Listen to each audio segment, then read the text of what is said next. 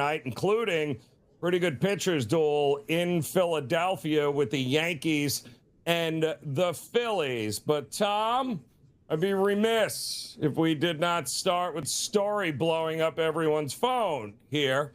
And that, of course, a 95-year-old LeBron James has finally made his decision 9.3 or whatever it's going to be. He's decided on Philadelphia, and with absolutely no history whatsoever with Philadelphia. We saw a lot of the prediction markets looking at, Miami and Cleveland and maybe Steph Curry and Golden State, but you and I both knew he was never staying in the Western Conference. But Philadelphia for $8 million on 2 years says this will be his last announcement. I'll believe that when I see it.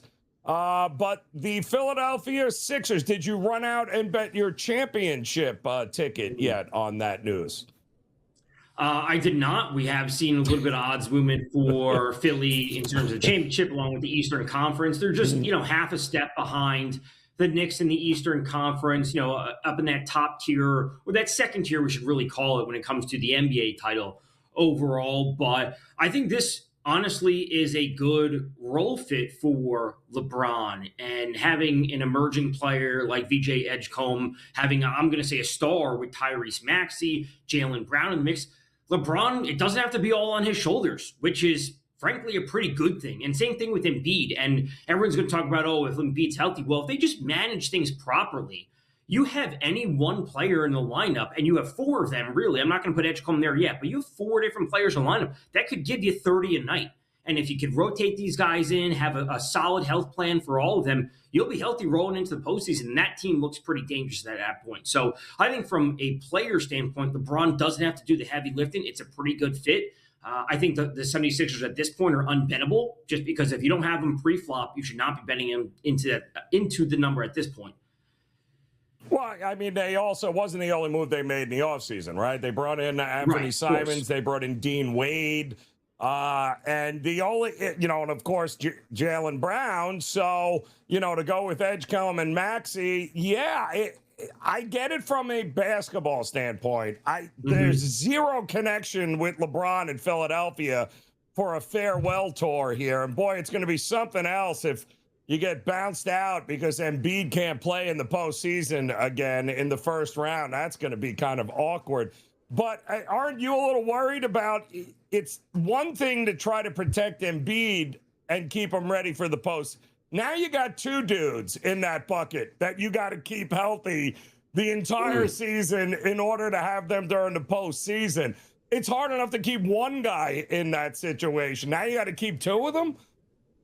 Yeah, that is certainly going to be the task at hand for the 76ers management, for the strength and conditioning, the training staff. That is going to be their top priority. They got to have a very firm plan going into the season. This is something that we're going to constantly hear questions about, constantly hear, he's going to miss a week, whether it be LeBron, whether it be Embiid, but they need to have a solid plan going into the season. And frankly, I think they stack up well, at least in the Eastern Conference. And we mentioned this kind of briefly yesterday, that going back to the Lakers or going to the Golden State Warriors just didn't make sense, knowing that you're always looking up at the mountain that the Thunder and the Spurs are. So just getting to the conference finals in the West seems a bit tough. Now with the East, the Celtics are a bit weakened with no Jaylen Brown. What's their offense going to look like? We're not sure what we're going to get from Giannis and the Heat. The Knicks obviously are still there with a very solid team, but the East is far more wide open. There are far more contenders in the East compared to the West, which is just too big of a hill to climb. Yeah, and now it's interesting because the fallout from this is, all right, if the Warriors were really thinking he was coming back, I guess they got to bring back Draymond now. Still some issues with that team there as far as youth goes. And then as far as, listen, the Cavaliers, you just gave all of that money to Donovan Mitchell again. You're still stuck with Harden. Okay, great. You're still going to do what you were going to do anyway. Miami was still going to need to go out and find some other cheap pieces to be able to plug and play in there anyway. So, the Sixers, it's a great luxury to have, but I don't think it changes my mind on the direction of the Miami Heat or the Cleveland Cavs. I don't think LeBron going there would have made them the favorite in the East. I still think the Knicks are the team to beat, Tom, no? I would agree. Those would be fun moves from a fan, a viewership perspective, which has been the talk, at least as of late, where the NBA was held up on their schedule until LeBron announced, because him having a connection with the Heat, having a connection with the Cavs, was something that fans want to see. It's something fun, and that would be good. But to your point, that's not a championship-altering move. It's good to have LeBron on your team, but that does not put them over the top or even alongside like a 1B alongside the Knicks. They're still a step behind, even if either of those teams were to get him. Still got OKC, still got San Antonio. The Knicks are the third favorite. And I get you're no longer double-digit favorites to, among the Eastern Conference favorites there to win it all. I guess they're, plus 900, plus 950. Okay, again, I'll believe it when I see it here, because Philadelphia has been known for a lot of talent on that team, but the one thing we know is come the postseason, good luck with that. So kudos to the NBA for dragging out as long as they possibly could this announcement. I guess the next headline with the NBA, Tom, is going to be, let me guess who's playing on Christmas. Do you have any idea, any thoughts on who that's going to be now? Knicks 76ers sounds like a pretty easy answer. You get the defending champion against LeBron going to his new team. Frankly, I would say Knicks Heat opening night, right? Knicks Heat opening night would be an easy answer. Giannis going to a new team, star, big market there with the Knicks raising the championship banner. And then I would say Knicks 76ers or 76ers Cavs on Christmas Day as well. So any combination of those teams, I think, is going to be, the boxes are going to be checked. I agree. Yes, I absolutely think that. OKC versus the Spurs will be on. I mean, I can tell you right now what's going to happen. And by the way, most people don't consider the NBA season to start until Christmas anyway. Right. So, and I think this is a big reason why. Most people won't even realize it's probably going to be on Netflix anyway. But we also got a little bit of news, which is interesting too, in the NFL. And how about Andy Reid coming out a little while ago saying, you know what? Patrick Mahomes cleared for practice, cleared for contact now. So all of a sudden, Patrick Mahomes, after blowing out his knee, now all of a sudden, could he be ready for week one? Are you a believer, Tom? I want to say I'll believe it when I see it, but we're kind of seeing it already, right? And this is just, I think this is the new trend of things. It's the ACL is not going to be a full year recovery anymore. It's like a 10-month, 9-month process. And just credit to doctors and science and technology evolving and growing with humans, but this is coming down to like a 9-month recovery process, which he is in line for. I'm going to say we need to see him. I think he needs to play in the preseason. I don't think his first game action cannot be week one. He needs to have some real momentum going into week one, even if it's just for one drive in the preseason. If I see that, then I'll be convinced. I had surgery, ACL and LCL. He blew his knee out in December, had surgery in December, and now here we are getting ready for August. Camp's opening up. And Andy Reid's like, yeah, he's good. No, he's been cleared. Participate fully. No problem. Here we go. Unbelievable here. So, but still don't know what kind of guy he's going to be after those surgeries. So lots still to be determined, but the market's going crazy anyway. All right, we got much more to dive into as Game Time Decisions continues here on the Grid.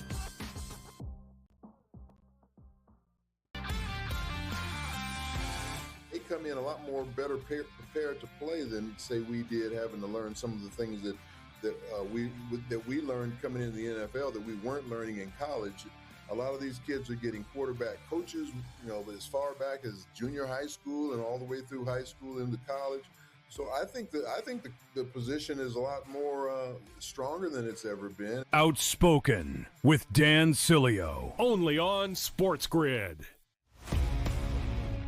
Atlanta should be the team to step up and secure him. Yeah, Atlanta's really interesting because they're, much further down the list at only, 8% right now on Call Sheet. But this is a team that has constantly come up in terms of GMs thinking, or the reports suggesting that GMs are thinking that Atlanta Braves are the dark horse team to kind of swoop in there and get Scoogle. And that's going to be something that, we should pay attention to. Pro Baseball Today, only on SportsGrid. Wembanyama goes to the park and plays chess against people. I saw him come in with a book today. Yeah. He walked in with a book, Kevin. He had a bunch of books in his hand. I was thinking to myself, I'm like, he's the only NBA player that actually walks in with a book that actually read it. Yeah. It's a good take. It's a good take. Yeah. Shot of LeBron. Listen, I couldn't help it. I knew that I was trying to cut you off before you said the name. In-game live, only on SportsGrid.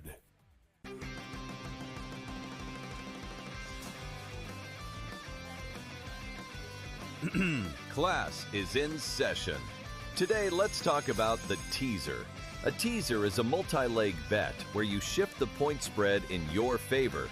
You get better numbers, but every selection has to win. It doesn't matter what you bet if you don't have the insights. Tune into SportsGrid and get ahead of the class.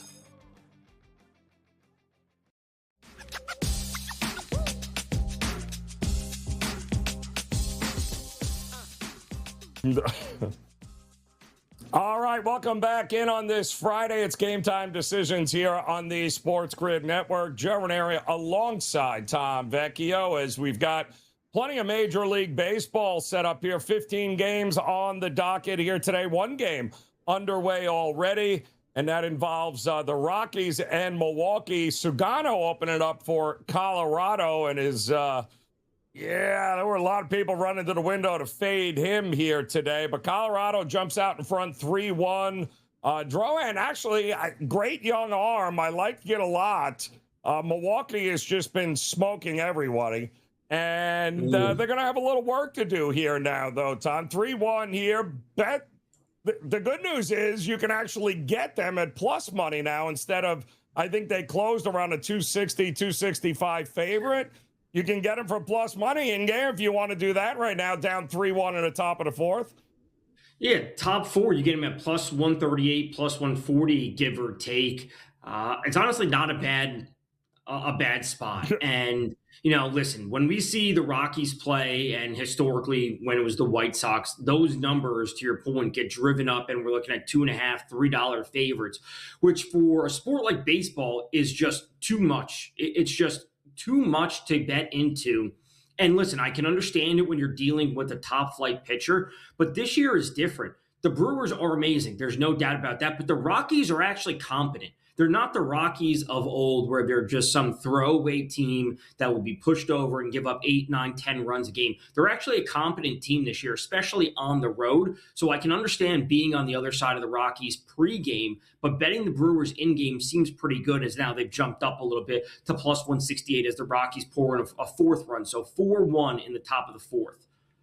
Yep, we got that was just crushed. I'm going to be interested to see here. I think there's some good opportunities, though. Hit that sky high. It is a sack fly.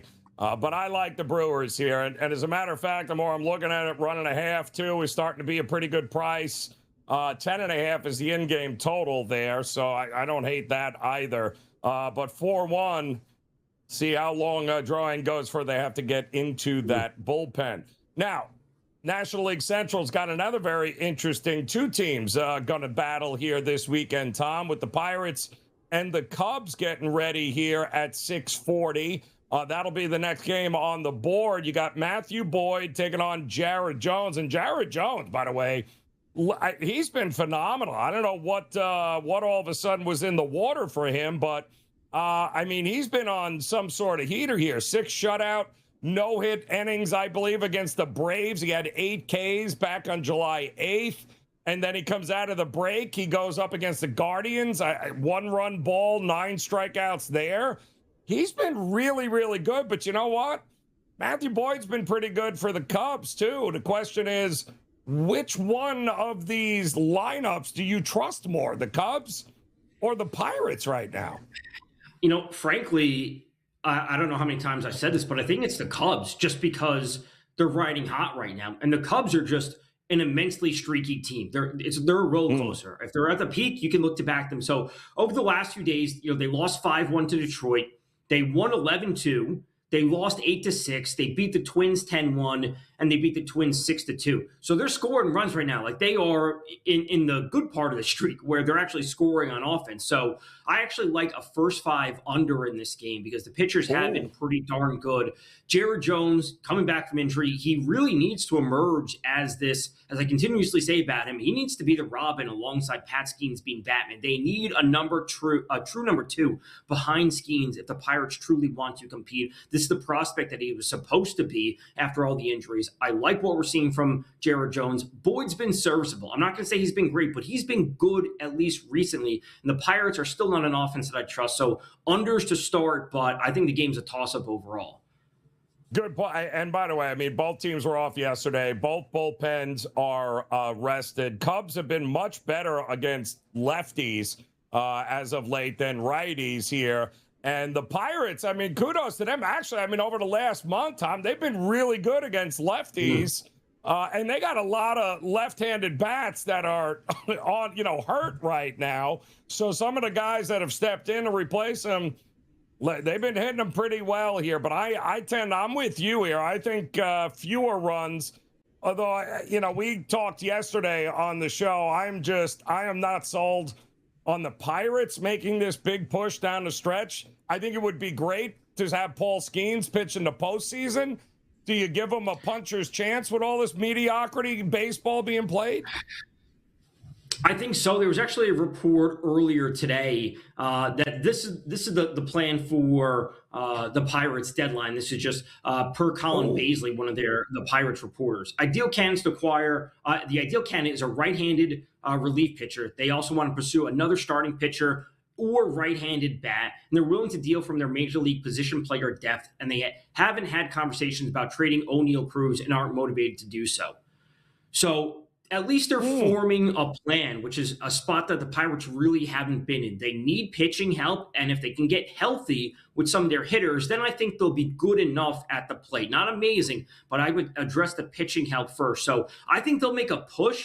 I don't know if it'll actually come to fruition, if they can get a deal that they like, but I think they'll at least try. I think it would be great. I think it would be a step in the right direction to try and keep Skeens, too, as well, although they never win any of his starts anyway. It would be great, I think, if they could say, hey, you know what? One of the 3 wild card teams making it into the postseason, and they lost a lot of guys here on Pittsburgh to injuries this year. The bullpen has been trash. And O'Neal Cruz, I don't know what to make of him. I think the guy's got all talent in the world, but it sounds like maybe the Pirates front office thinks, hey, if we can get a couple of back-end bullpen arms and make a run at this thing, it's either home run or strikeout for him anyway, no? It seems that way, and just given the dynamic of where the standings are right now for the NL wild card, why not is the real question. Like, why not do it right now before some uncertainty happens with the CBA? I agree. I mean, and long-term prospects of them keeping Skeens here, Tom, what do you think? Is he going to be a Pirate for... We need a prediction market on this. Like, at what date is Paul Skeens no longer a Pirate, right? Like, it's so going to be January 1st, 2027, 2028, whatever it's going to be. It's whenever they create the whenever we can get that Yankees jersey with with Paul Skeens' number on it, I think we're going to be good to go there. All right, we got a lot more Major League Baseball coming up here.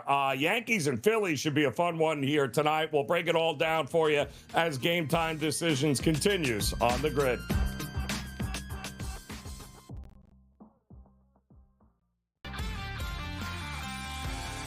Come in a lot more better prepared to play than say we did, having to learn some of the things that we learned coming into the NFL that we weren't learning in college.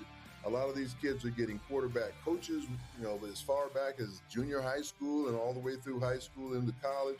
So I think the position is a lot more stronger than it's ever been. Outspoken with Dan Cilio, only on SportsGrid. Atlanta should be the team to step up and secure him.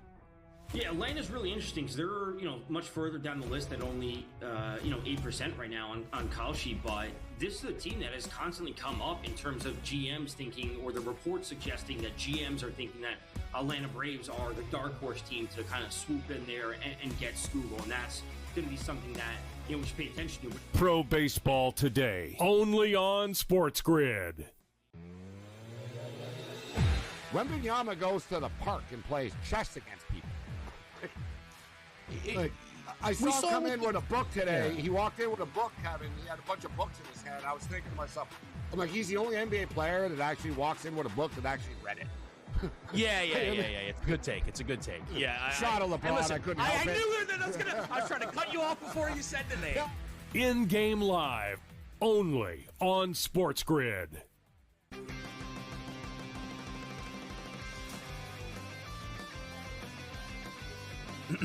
Class is in session. Today, let's talk about the teaser. A teaser is a multi-leg bet where you shift the point spread in your favor. You get better numbers, but every selection has to win. It doesn't matter what you bet if you don't have the insights. Tune into SportsGrid and get ahead of the class.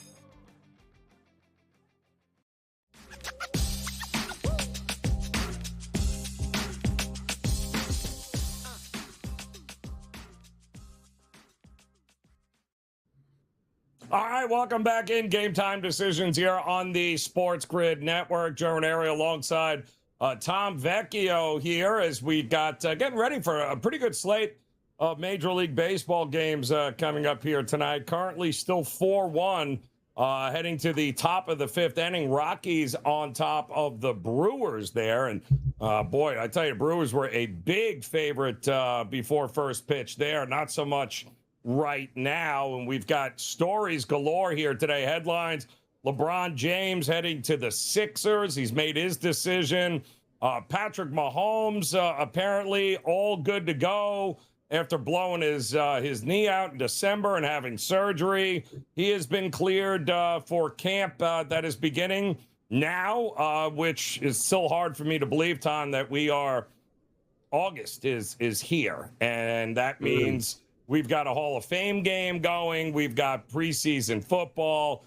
And we always joke every year in the NFL, right? It's like, all right, the best thing for teams in the NFL is in the offseason, do not create a headline. We're always looking for the police blotter and who gets arrested.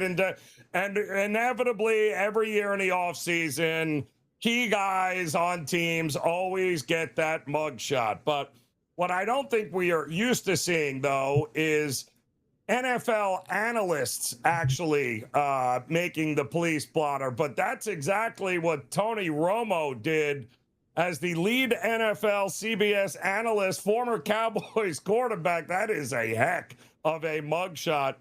Was pulled over in Milwaukee County. Ironic enough that Brewers are playing right now. Apparently driving, OWI, which is pretty much what I guess the DUI is in most other places. It's operating while intoxicated. And judging from that picture there, he gonna be kind of hard to get in front of a judge there and be like, I was fine. There was nothing wrong. Now, he was playing a golf tournament. He's from Wisconsin, but he was playing, I guess, in a golf tournament over the weekend. I don't know if what do you celebrate? He finished like 73rd or something along those lines. So I'm not sure what he was celebrating, but that looks like a man who was celebrating something there, Tom. And you got to wonder, what is CBS doing now? CBS and Nance going like, oh, really? We got to go into preseason with Romo's mugshot everywhere? What do you do now? Wait. Or most PR like policies are like you just wait 24 hours before you actually put out a statement. You gather information, and the one thing I think that they'll lean on is, at least what I saw based on the Adam Schefter tweet, is that he was arrested under the suspicion of operating a vehicle which obviously they'll lean into the suspicion is not confirmed, or it's not this, it's not official, this, that, and the other thing. That's what I think they'll lean into. It's like, oh, it's a suspicion that he did it. Oh. They allege that he did it. It's not actually doing it, which I assume there's some type of legal definition difference between actually being arrested and then a suspicion of operating. So is it suspicion that he was operating it, or suspicion that he was drunk? Because he's either operating the vehicle or not. There's no suspicion that he's operating the vehicle. So the legal definition as I think what they'll play into. Yeah, well, and kudos. It carries, I believe, a first offense carries a penalty of $150 to $300. There's obviously fees on top of that. So something tells me that, yeah, the right attorney at the right price. This is going to cost him a few bucks, but we'll likely not hear about it from here on out, except he'll do some sort of mea culpa. He'll have some sort of meeting he's got to go to, and all will be well by the time the season starts here. But 73rd in a amateur golf tournament is not something to celebrate, Romo. I have no idea what you were doing there, outside of the fact that maybe, I don't know, does he think his former team, the Dallas Cowboys, could make a step in the right direction? I don't. I just placed a wager here, by the way, Tom. Week 1, Cowboys, Giants. What do you think we're going to get, Cowboys and Giants? I believe that's in Dallas as well. In Dallas, if it's over a touchdown or close to it, I would be very interested in the Giants. And it could be one of those situations where we get a great number. And if you get over 7.5, I think that's just way too much to lay with the Cowboys, where every year it's like, oh, if it walks like a duck, it talks like a duck. It's like, oh, it is. That's what we've seen from the Cowboys every single season. I'm never going to lay big numbers at home with them when, what was it, week 2 or 3 of last season? They had to go into overtime. Russell Wilson with the helmet, whatever that was. It's like, I'm not going to be laying any amount with the Cowboys at any point. Maybe I'll take points with them if they're viewed as an underdog, knowing that they can still put up points, but I'm never going to lay a touchdown. It's actually, I'm sorry, it's at MetLife, and you ready for this? Oh. -2. -2. Ooh, we got something to discuss. Game Time Decisions continues on the grid. They come in a lot more better prepared to play than, say, we did, having to learn some of the things that we learned coming into the NFL that we weren't learning in college. A lot of these kids are getting quarterback coaches, as far back as junior high school and all the way through high school into college. So I think the position is a lot more stronger than it's ever been. Outspoken with Dan Cilio, only on SportsGrid. Atlanta should be the team to step up and secure him. Yeah, Atlanta's really interesting because they're much further down the list at only 8% right now on call sheet. But this is a team that has constantly come up in terms of GMs thinking, or the reports suggesting that GMs are thinking that Atlanta Braves are the dark horse team to kind of swoop in there and get Scoogle, and that's going to be something that we should pay attention to. Pro Baseball Today, only on SportsGrid. Wembanyama goes to the park and plays chess against people. I saw him come in with a book today. Yeah. He walked in with a book, Kevin. He had a bunch of books in his hand. I was thinking to myself, I'm like, he's the only NBA player that actually walks in with a book that actually read it. Yeah. It's a good take. It's a good take. Yeah. Shot of LeBron. Listen, I couldn't help I it. knew that I was trying to cut you off before you said the name. In-game live, only on SportsGrid.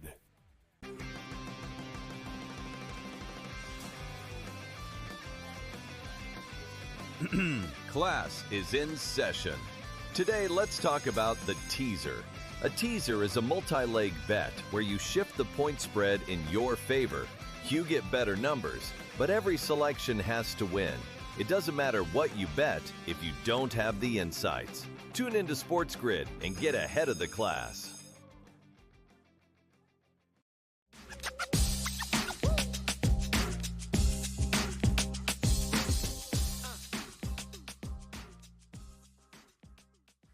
All right, welcome back in Game Time Decisions here on the SportsGrid Network as we're getting ready. Plenty of Major League Baseball getting ready to start in just about an hour. A lot of great series coming up here this weekend. We'll cover all of those games for you. But Tom and I were just laughing because the NFL is here, folks. Patrick Mahomes has been cleared to be a full participant as training camps are getting set to open up. We know the Raiders just went ahead and locked down. It looks like their number one pick, right? Mendoza. He is now locked in. Still don't know if he's going to be the starting quarterback there, Tom, but Kirk Cousins might still, at least all indications are, Kirk Cousins could very well be under center by the time we get to week one. And some of these week one games and matchups, I got to give it to the NFL. I mean, the schedule is phenomenal. We talked about Giants at home against Dallas in week one. Dallas is a 2 or 3 point favorite there with a total of 48. That's going to be your first Sunday night football game. And then you have the complete opposite side of that with Tennessee taking on the Jets in Tennessee. It's the Robert Saleh, right? Revenge game. That total is 38. And I'm laughing and going, how are we getting to 38 points with the Jets in Tennessee? Two defensive-minded head coaches with no real offense to speak of. It feels like first 1 to 10 wins, Tom. What do you think of some of these? It certainly feels that way. And frankly, with the Titans, I kind of like them against, Saleh, head coach, going up against his former team. I think the script kind of writes itself for them to be on track, at least from week one. And I will say, as I've been joking kind of throughout the offseason, I think the Jets have a pick in week one. They went the entire season last year without a pick, and they'll have a pick in week one. That's kind of one of the funnier things I'm going to be looking to, just because, I do have some hope in Cam Ward, but he's still just a second-year quarterback. I will say, looking at some of these lines, the one that I think is going to stand out to a lot of people would be the 49ers versus the Rams, Shanahan versus McVay. It's 3.5 points. It's a division game, but this game is happening in Australia. It is happening on Friday night. The season opens up on Thursday with the Seahawks raising the banner against the Pats in a rematch of the Super Bowl. And then we get a game on Friday night in Australia, and everyone's going to be looking at Shanahan plus 3.5. I will say, I'm not saying that's a bad bet by any means. It's just we have to take into account all the other circumstances where this game is in a completely different country, very far away with a dramatic time difference. Yes, that's going to be the Friday game, which is going to be crazy there. I think we have a Wednesday night game too, right? It's New England at Seattle on September 9th, and that's going to be the kicker right there. And that is 4.5 there with Seattle being the favorite in Seattle. And then you follow that up, like you said, with the game in Australia in Melbourne with the Rams and the 49ers. But I still have questions with a couple of quarterbacks here. A, are the Raiders starting Mendoza, do you think? And B, who is playing quarterback from Minnesota where they are a favorite at home against Green Bay in week one? That's a great question. For the latter with the Vikings, we see a lot of reports saying that the QB competition between Kyler Murray and J.J. McCarthy is going to come right down to the wire or right leading up to week one or whatever these quotes that I've seen over the past week. I think they're going to start Murray. That's just what I think as of now. I'm not sure if that's the right decision. For the Raiders, I think they should be starting Mendoza. That's what I think they should be doing. New head coach. He's the number one overall pick. You want to bring the fan base some positive momentum heading into the season. Like, this is the future. And I think Kirk Cousins is going to be a great teacher for Mendoza. But going into the season, knowing that you have your franchise quarterback starting, it's not going to be pretty. It's not going to be smooth. There's going to be ups and downs. There's going to be bumps along the way. But this is what you need. You need him to learn by fire. Going through a week-to-week basis, knowing that he's not preparing to be the starter, I think is something that he needs to do. And this is something that we see players that are recently retired constantly say, is like, oh, you have to learn how to be a pro. And the week-to-week preparation of doing that is important. Not running the scout team, taking all the snaps with the ones, I think is important, and that's what Mendoza needs to learn. So new quarterback, new head coach. The future is Bowers, Mendoza, and Genti. Let's get that ball rolling immediately. I think it's a lot of that is going to depend on whether or not they think they can protect him. If they feel Absolutely. like they can protect him, then if not, it might be Kirk Cousins taking a few of those, at least early in the season anyway. And they open it up against Miami in Vegas, and they're a 3.5-point favorite, and Miami's got the better quarterback, crazy enough as it is. But, you know, you'd have to open the season already being expected to win by more than a field goal. If you can't protect him or Cousins, could the Raiders be getting another top draft pick the following season? Because it certainly feels like it. They certainly could. And I think with Colton Miller coming back on the left side, they signed Tyler Linderbaum at center. So their offensive line is going to be better than last year. I'm not worried about them protecting Mendoza because he can move a little bit. Kirk Cousins can't protect himself because he's got steel boots on back there. He can't even move to begin It's with. crazy. So so him being a statue is its own issue. But Colton Miller coming back on the left side, I think is going to be a dramatic improvement. And if they can get Genty going, that I think will alleviate a lot of it when it comes to Mendoza being at least effective and efficient to some capacity. The one other game that fascinates me in week one is Buffalo in Houston at a pick'em, basically here, Tom. And listen, we know what the shortcomings offensively are of Houston, right? We already know what that's going to be. Can Stroud take that next step? Okay, we know Josh Allen is going to be there, right? But all of a sudden, no more McDermott. Is Joe Kelly the answer there to open it? 44 is the total. We know the Houston defense. Houston never starts, and they have not in the Stroud era, come out of the gate firing in September here. It's, usually they get better as the season goes on, but a pick'em with Buffalo and Houston, so what? Neutral site, Buffalo's a 3.5 point favorite? That's what it certainly would seem like. And frankly, being on the road for your first game as a head coach against a great defense. And listen, Ryans as a head coach for Houston, a lot of people have their issues with the offense and the offensive line being terrible, not protecting Stroud and Stroud not doing enough himself. But the defense shows up. Like, that's the one thing I know, that the Houston defense will be good. The offense, the offensive line, that's a completely different story. But Houston at home seems like a decent side to back, at least in some capacity. I'm not, running to the window to bet it now, especially because the 1.5 is juiced at -122. But a good defense or a great defense at home is something that you always look to back in some capacity. Especially early, too. But Stroud worries me. That Buffalo defense, they did invest and got rid of some pieces, but time will tell. I'm a little worried about Buffalo this year. And by the way, the biggest total in week one, Tampa and Cincinnati at 52.5 right now. Oh, yeah. At Cincinnati.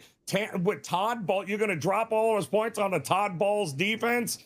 And Baker Mayfield, if he's not going to be under contract, this is going to be lingering all camp long, Tom. No? I'm worried about Tampa, to tell you the truth. In a winnable division, I don't know what what choice do they have besides Baker Mayfield?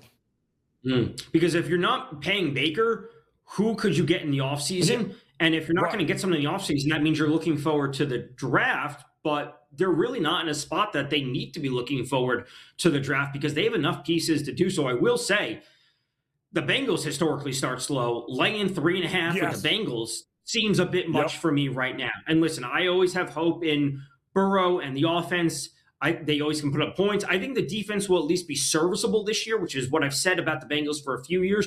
You don't need to give Joe Burrow a top 5 defense. If you give them a league average defense, they could probably make the playoffs with the offense that they have. And the offensive line is going to be better this year. They can protect Burrow, but just give me a league average defense for the Bengals. They'll make it, but still the 3.5 at home, even with an uncertain Buxty Miller side, is a bit much for the Bengals. And you know what? I'm with you because I think game one will tell you everything about what the Bengals season's going to be. If they win that game, it'll be the first game they win in September in how long, Tom?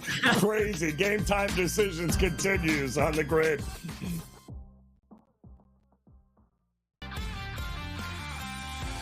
They come in a lot more better prepared to play than, say, we did, having to learn some of the things that we learned coming into the NFL that we weren't learning in college. A lot of these kids are getting quarterback coaches, as far back as junior high school and all the way through high school into college. So I think the position is a lot more stronger than it's ever been. Outspoken with Dan Cilio, only on SportsGrid. Atlanta should be the team to step up and secure him. Yeah, Atlanta's really interesting because they're, much further down the list at only, 8% right now on Call Sheet. But this is a team that has constantly come up in terms of GMs thinking, or the reports suggesting that GMs are thinking that Atlanta Braves are the dark horse team to kind of swoop in there and get Scoogle. And that's going to be something that, we should pay attention to. Pro Baseball Today, only on SportsGrid. Wembanyama goes to the park and plays chess against people. I saw him come in with a book today. Yeah. He walked in with a book, Kevin. He had a bunch of books in his hand. I was thinking to myself, I'm like, he's the only NBA player that actually walks in with a book that actually read it. Yeah. It's a good take. It's a good take. Yeah. Shot of LeBron. Listen, I couldn't help it. I knew that I was trying to cut you off before you said the name. In-game live, only on SportsGrid.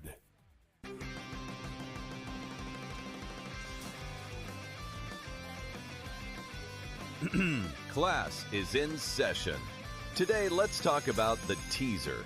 A teaser is a multi-leg bet where you shift the point spread in your favor. You get better numbers, but every selection has to win. It doesn't matter what you bet if you don't have the insights. Tune into SportsGrid and get ahead of the class.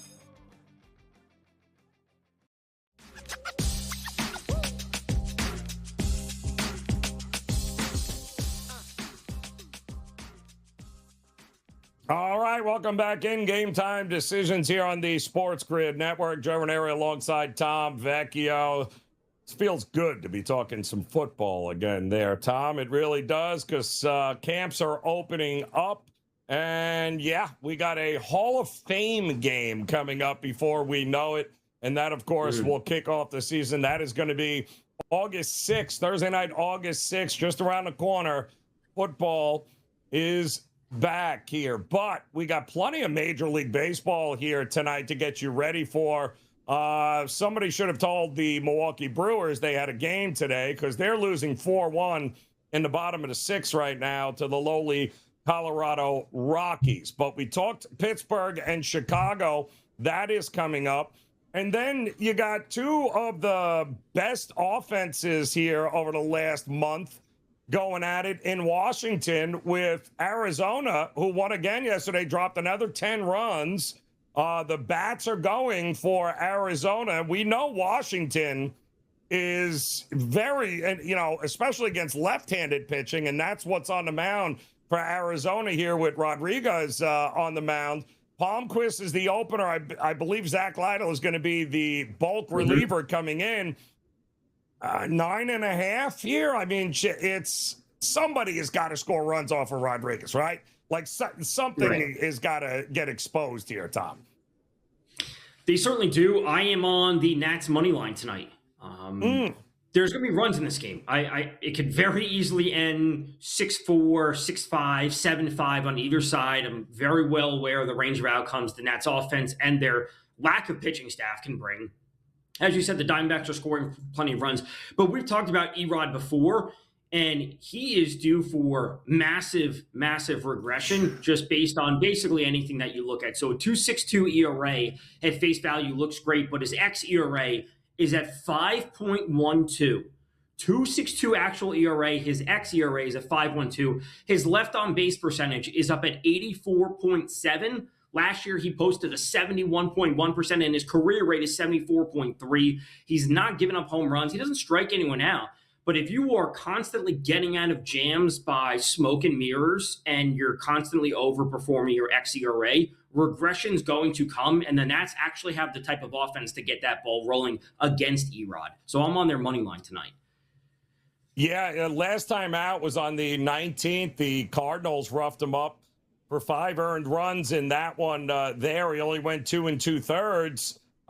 Wasn't part of a decision in that one because, well, the Cardinals are terrible. But it's runs have to be coming here. And you and I talked about Arizona.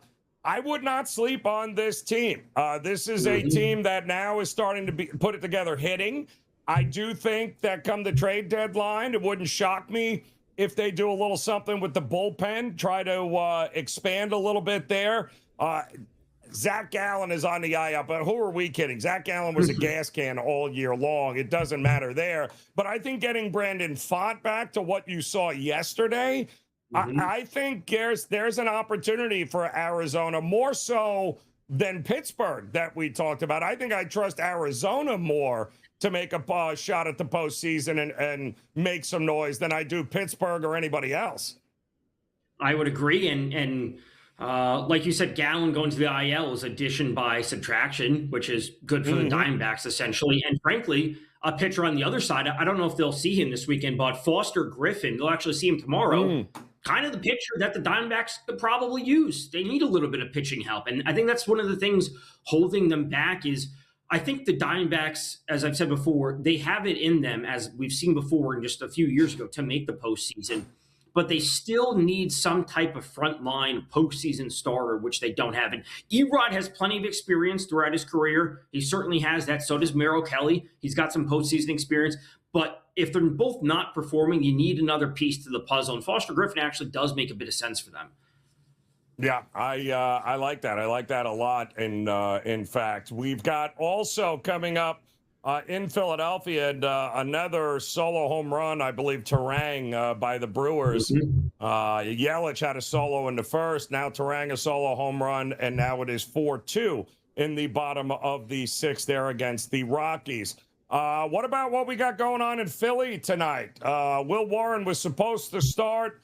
Schlittler is starting instead, going up against Luzardo. I believe Philadelphia has won his last 10 starts. They have won the game, and he has been underrated, I think, Tom. Wheeler, I get it. No, a lot of other conversations surrounding the Phillies. Luzardo is about as steady as it gets.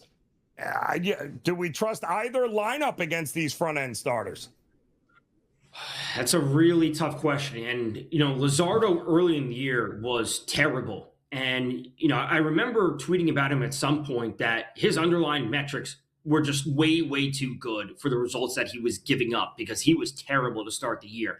And he finally turned the corner. Water finds its level. He regressed to where he should be, and he's been downright great. I think the easy answer is to look at first five under. I don't have any action on this game at all. But if someone's looking, okay, Schlittler, AL Cy Young potential, Luzardo, who's been great in his own right behind Wheeler and Chris Sanchez, as you said, but an under to start wouldn't surprise me. I see this game as a bit of a coin flip.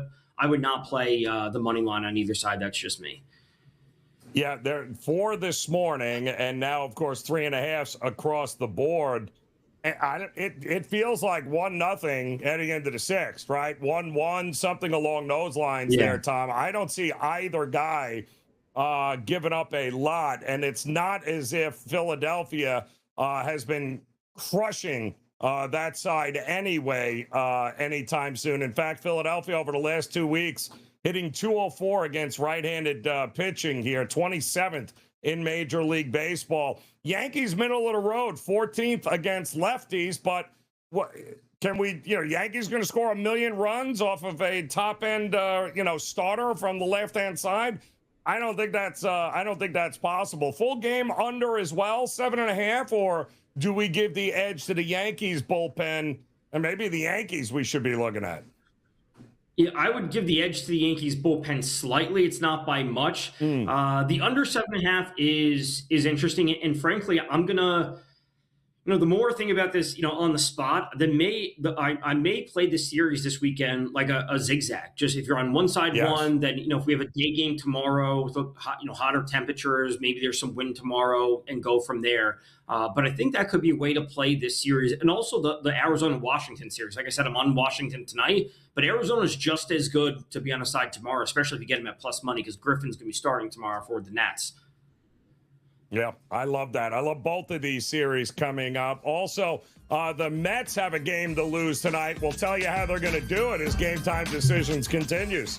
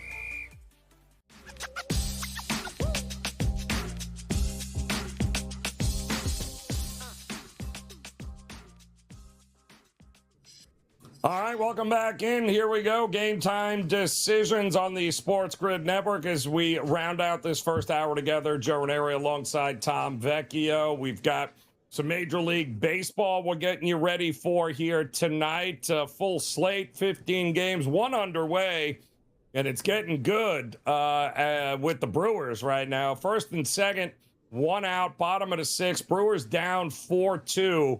And it looks like the bullpen will now get involved for the Rockies, which is always fun. Our suggestion a couple innings ago was hop on plus money with Milwaukee here, knowing exactly what we might see as this game goes on. So big opportunity here for the Brewers to get right back into this down 4-2. But we got a lot of good games coming up here tonight. I mentioned the Mets, Tom, before the last break here, and listen, if they're going to win a game in this series, I guess this is the one, right? Suzuki going for the Dodgers, although he looked pretty good against the Yankees last time out. Prior to that, though, it's been atrocious.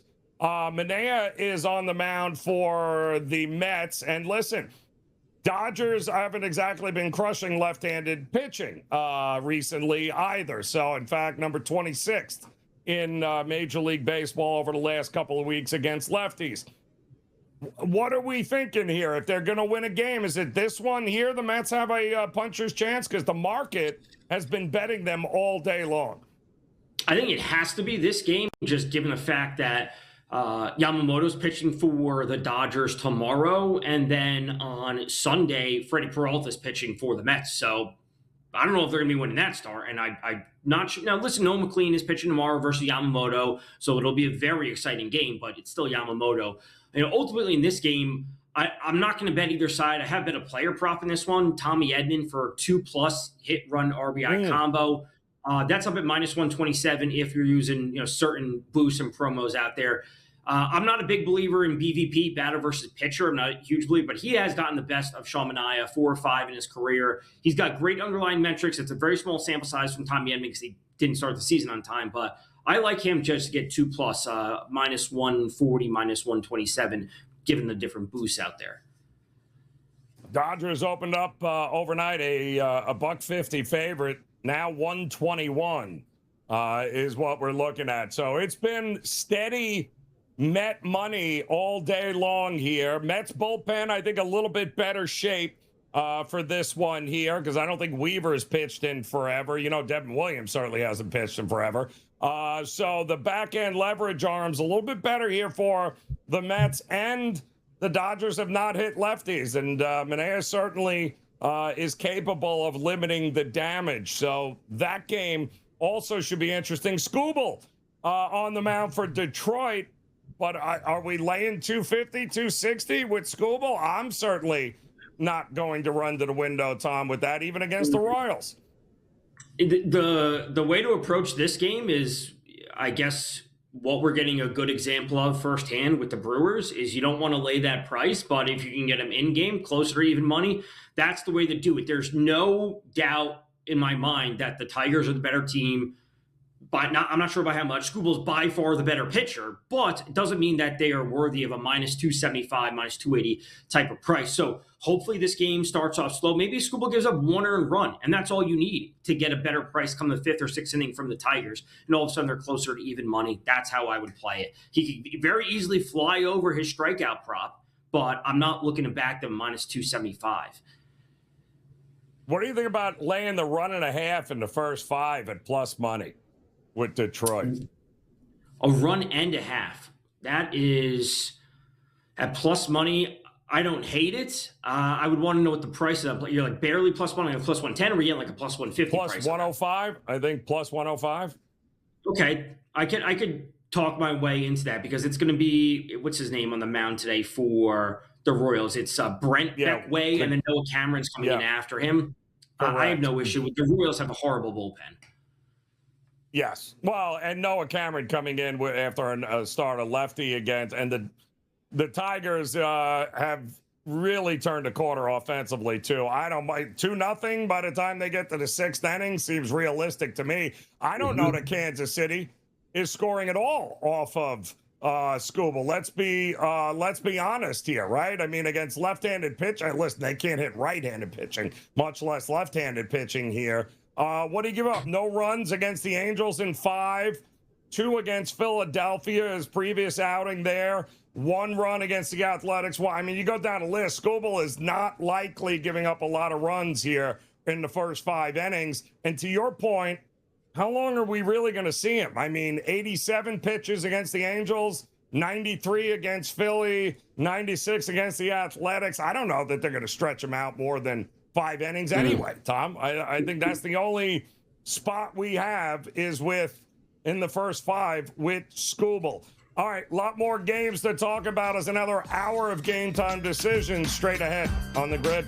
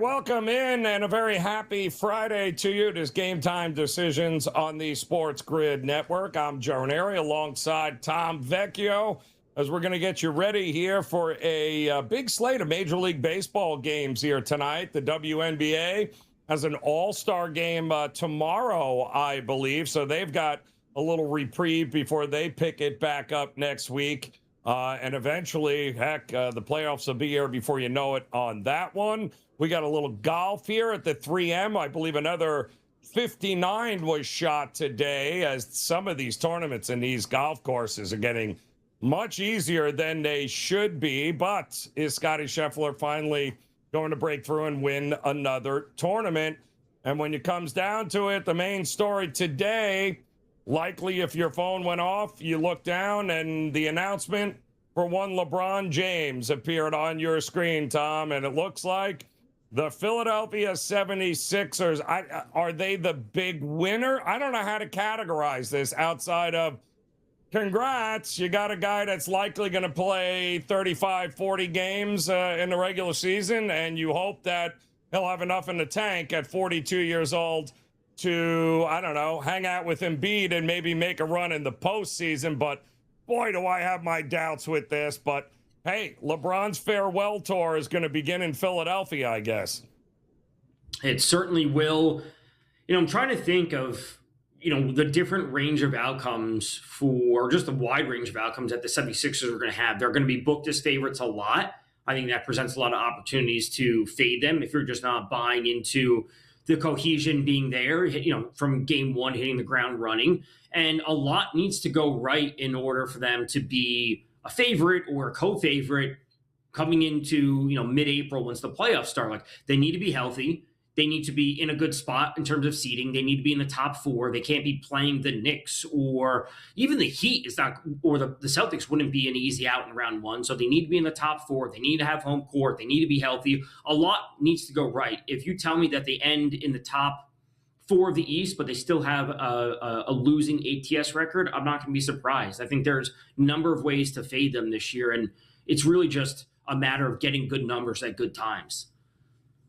And, something nobody else has mentioned here, but it's worth talking about, is that he goes to Philadelphia, and how much faith do we have in Nick Nurse to manage what we've got going on here? Because you're going to have a whole lot of scorers here, right? Guys that you're going to have to try to keep happy. You're going to have to manage Embiid. You're going to have to manage a 41, 42-year-old LeBron James, who's likely never playing on a back-to-back. You're going to have some young guys that he's got to feed. I mean, do we trust Nick Nurse, who just happened to be at the right place at the right time when Kawhi Leonard didn't own a tree company in Toronto? I mean, you tell me, Tom, how much faith do we have as this is the guy that's going to put it all together?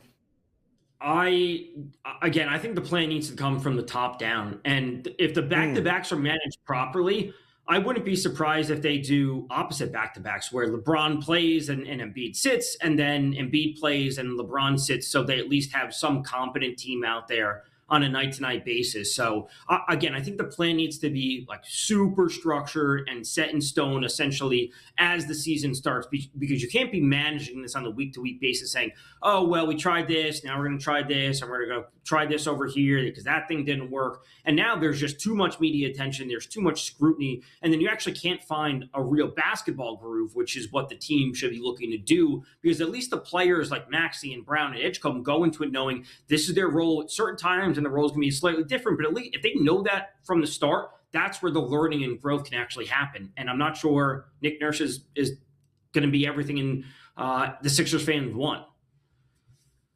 Yeah, I thought Cleveland and Miami would have been better for the farewell retirement tour for him, because he's got history with both those teams.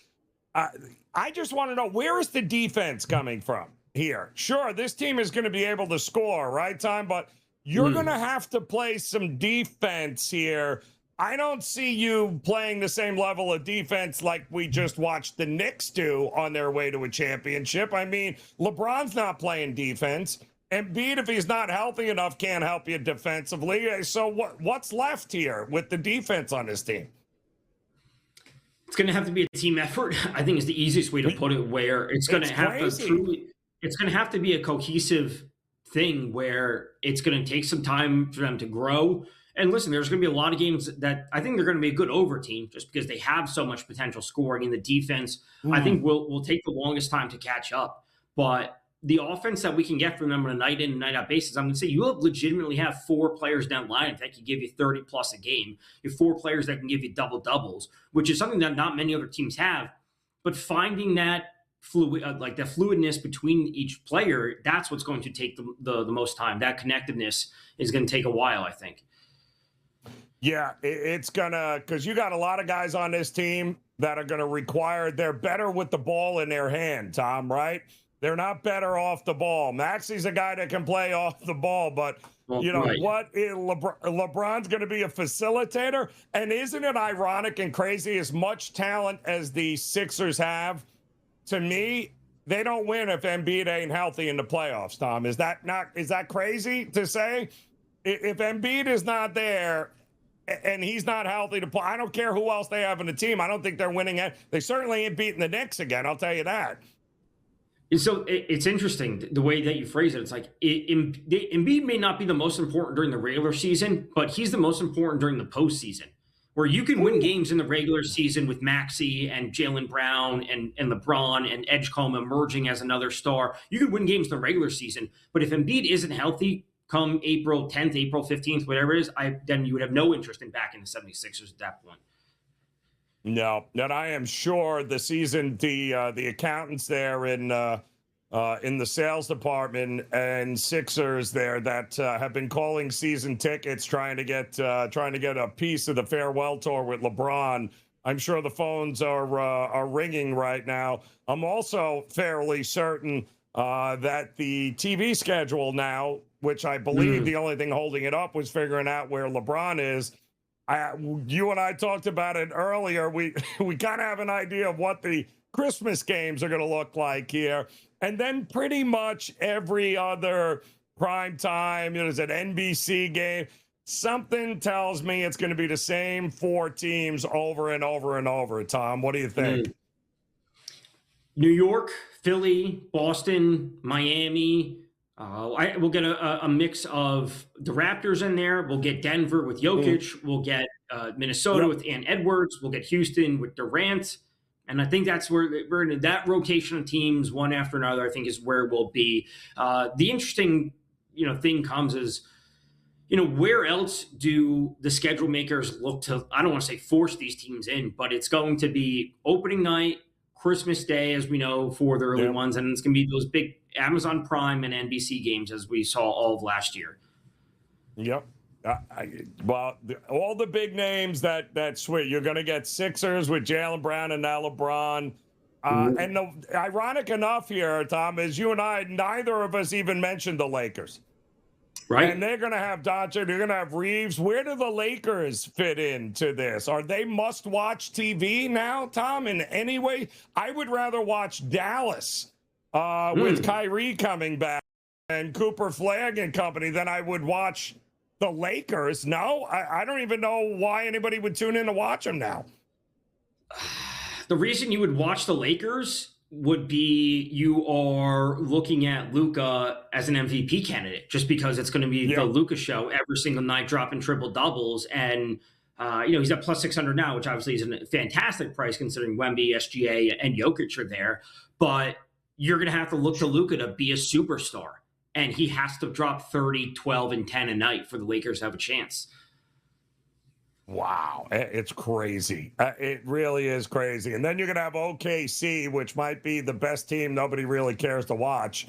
And San Antonio, let's forget it. I mean, San Antonio, too. Like, the Lakers are in the middle, like the middle tier, Tom, of interest from a television viewing standpoint, which is, we haven't had that in a while. You got the champion Knicks. Oh, boy. Lakers going to be real interesting to see what direction they go from here. All right, we got more Major League Baseball to get you caught up with as Game Time Decisions continues on the grid.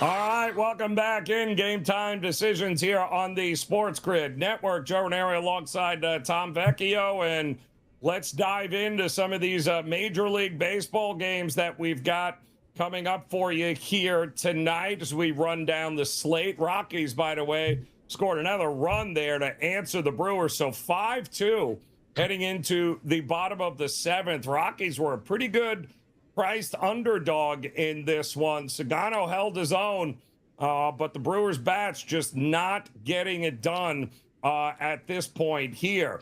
The Braves taking on the Orioles. The Braves, boy, oh boy, at home, they can score some runs here. The big question is, will they do it on the road at Camden here against, I think, one of the more underrated pitchers in Rogers here, going up against Grant Holmes? I mean, look at Rogers' numbers. My goodness. You want to talk about a tale of two halves for him. Missing, what was it, 3 or 4 starts there on the IL? He was atrocious. He couldn't get anybody out. When he came back off the IL, he's been downright unhittable, and you're not scoring runs off him. So which version of the Braves do we get here tonight, you think? Well, Trevor Rogers is one of my favorite plays for today. I'm actually on his under 9.5 hit, run, earned run combination. So under 9.5, hit, walks, earned run combo. Under 9.5 is at -142. And to your point, this has really been two completely different pitchers. It was a terrible start to the season for Trevor Rogers, and he missed some time. He came back, and the strikeouts are better. The walks are under control. He's not giving up as many home runs. He's not giving up as much hard contact. And then we look to the other side with the Braves, and on the road versus lefties, they are a middling to below average team. They are still not at full health. Acuna's still not in the lineup. And I'm going to be looking to back Trevor Rogers in a good spot at home at a good number of 9.5 hits, walks, earned run, and it's only -142. I really like him tonight. I mean, I'm looking at just his last 6 starts here. 1 run against Houston, 1 run against the Cubs. Cincinnati didn't score. Washington 1 run. Dodgers no runs. Padres just 2 runs. I mean, he's guaranteed to give you 6 innings. It feels like here, and it's unbelievable. No walks, striking out a bunch. I think the Braves could be in trouble here. And by the way, the Orioles, what are they, 2 games out of that final wild card spot here? It's not like they don't have anything to play for. Right. This is an important series for them. It's, granted, it's just as important for the Braves, who have kind of, I'm not going to say been in free fall, but they have taken a big step back. We got to remember, they started off the year on fire. They had a 9.5 game lead in the NL East, and that has dwindled down to, what is it now, 3 games, 2.5 games, whatever it is for the Braves at this point. So they need to find some footing when it comes to their playoff picture. But Trevor Rogers has been phenomenal, and I'm looking to back him tonight. I'm with you. I like that. I like that look a lot here. I'll also listen. I'm a big believer, right? If it ain't broke, let's not fix it. The Rays at the Trop has not been a broken bet all year long. They lost yesterday to Toronto, but they won 3 of 4 in that series. They lost 3-1. Come home now. They welcome in the Guardians, who just had to play 12 innings and lost 2 out of 3 to the Twins. Ramirez's back is great, but in that 12-inning affair, Cade Smith blew the save. They had to bury the bullpen, and they still lost that game against Minnesota. And now they got to take on McClanahan, and Cantillo goes. He's not terrible, Cantillo, but this Rays offense is a different animal here. And they're also just a machine at home, 35-15 at home this year. It's a house of horrors for other teams, but they consistently win. And frankly, I think this is a pretty good price on the Rays at -140 or so. Like I said, Cantillo's a serviceable pitcher for the Guardians. He has been pretty good, all things considered. And again, they have a pretty good pitching staff. Gavin Williams was phenomenal yesterday. We were live for a portion of that game. Tanner Bybee's been solid enough. Parker Messick's been legit good. They have a good pitching staff, but the offense is always the issue with the Guardians, and getting it done in a pitcher's park such as the Trop against McClanahan, not something I'm looking to back. I'll take the Rays tonight. Yeah, and number 25, 25th best hitting team against left-handed pitching over the last couple of weeks is what the Guardians are, whether they have Ramirez back or not here. Runs are going to be hard to come by against McClanahan. So I'm with you. Sometimes the price and the value, I don't love that they're coming back from an 8-game road trip and this is their first game. That's usually not a good thing. But given the Guardians just had to play 12 innings yesterday and no Cade Smith and company, I think the price is worth it. I think we can say the same thing about Boston. At home here tonight, even with Sandoval on the mound against you, Savage, you're looking at getting Boston at a ridiculously good price. They were off yesterday. They had the 15-game, win streak stopped by the Orioles the night before in a doubleheader. But what is redeeming about the offense of Toronto? What am I supposed to believe Toronto is going to do even against Sandoval here? So we talked about Sandoval or in a joking manner that he came back and he was looking like a Cy Young candidate. And I think the easiest way to put it for this matchup is very simple. Starting pitching, bullpen, lineup. Savage is good. Savage is better than Sandoval. I think we all agree with that. But the other two factors of the game, the lineup with the Red Sox that have been on fire, scorching hot, and the bullpen, much better with the Red Sox. So if I'm betting on the Red Sox money line, it's not a first five because I'm not betting on Sandoval. I'm betting on the Red Sox in its entirety, which is okay starting pitching, great lineup, great bullpen. The totality of the Red Sox is better than the Blue Jays in any capacity. And listen, they're barely scoring 2 runs a game, Toronto, over the last week. They're 27th against left-handed pitching over the last couple of weeks. They can't hit water if they fell out of a boat right now, Tom. Scoring runs is just not in the cards. And Savage has got a bit of a walk problem, does he not, Tom?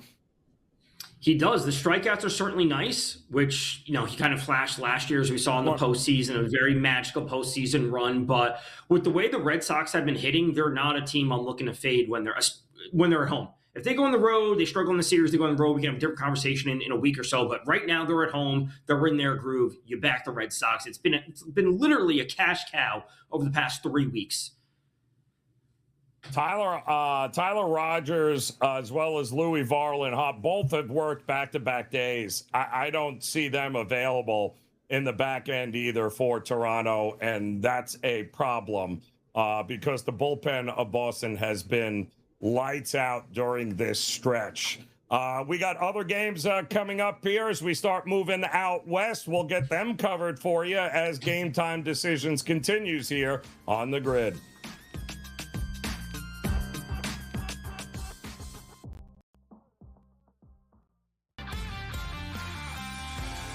Come in a lot more better prepared to play than say we did, having to learn some of the things that we learned coming into the NFL that we weren't learning in college.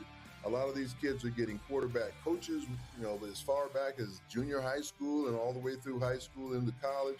So I think the position is a lot more stronger than it's ever been. Outspoken with Dan Cilio, only on SportsGrid. Atlanta should be the team to step up and secure him. Yeah, Atlanta's really interesting because they're much further down the list at only 8% right now on Kalshi, but this is a team that has constantly come up in terms of GMs thinking, or the reports suggesting that GMs are thinking that Atlanta Braves are the dark horse team to kind of swoop in there and get Scoogle, and that's going to be something that we should pay attention to. Pro Baseball Today, only on SportsGrid. Wembanyama goes to the park and plays chess against people. I saw him come in with a book today. Yeah. He walked in with a book, Kevin. He had a bunch of books in his hand. I was thinking to myself, I'm like, he's the only NBA player that actually walks in with a book that actually read it. Yeah. It's a good take. Yeah. Shot of LeBron. Listen, I couldn't help I it. knew that I was trying to cut you off before you said the name. In-game live, only on SportsGrid.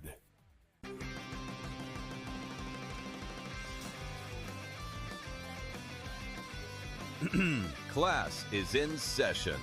Today, let's talk about the teaser. A teaser is a multi-leg bet where you shift the point spread in your favor. You get better numbers, but every selection has to win. It doesn't matter what you bet if you don't have the insights. Tune into SportsGrid and get ahead of the class.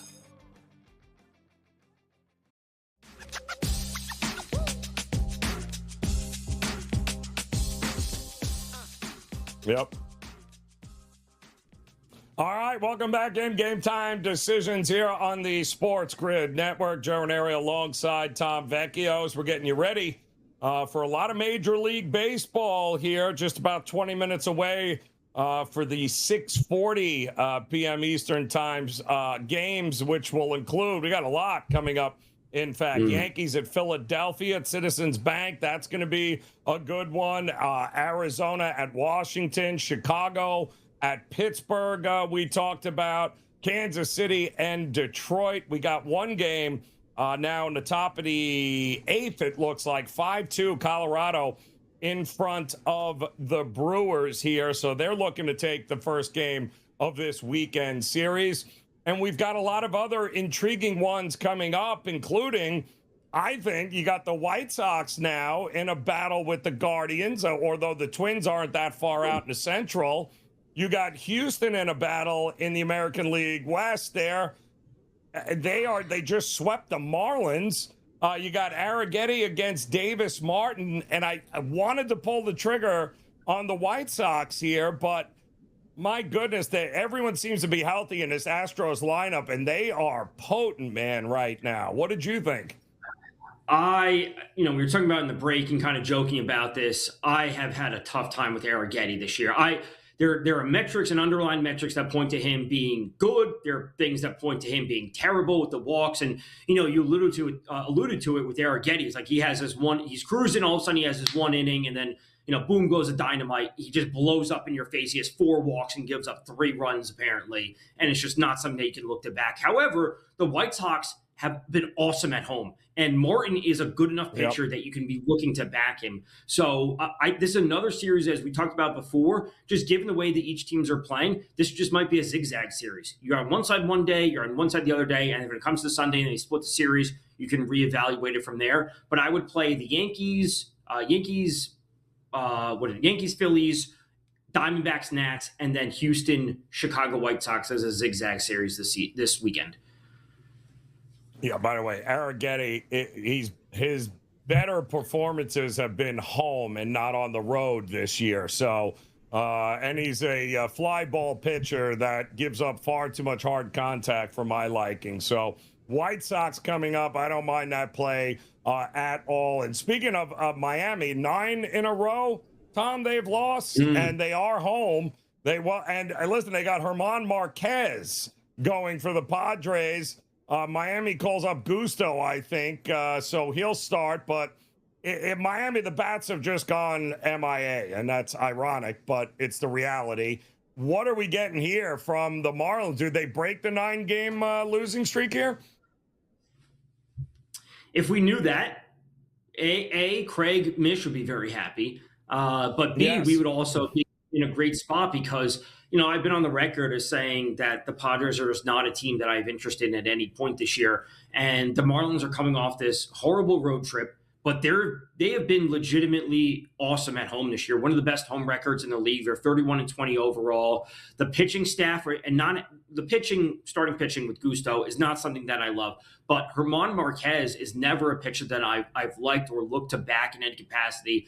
I think you could play the Marlins on the money line. I'm not confident in it, but we just don't see teams going on super long losing streaks like this. I think they right the ship tonight, but I can't back them. You can't back a trend like this, at least I don't think, on 9 games.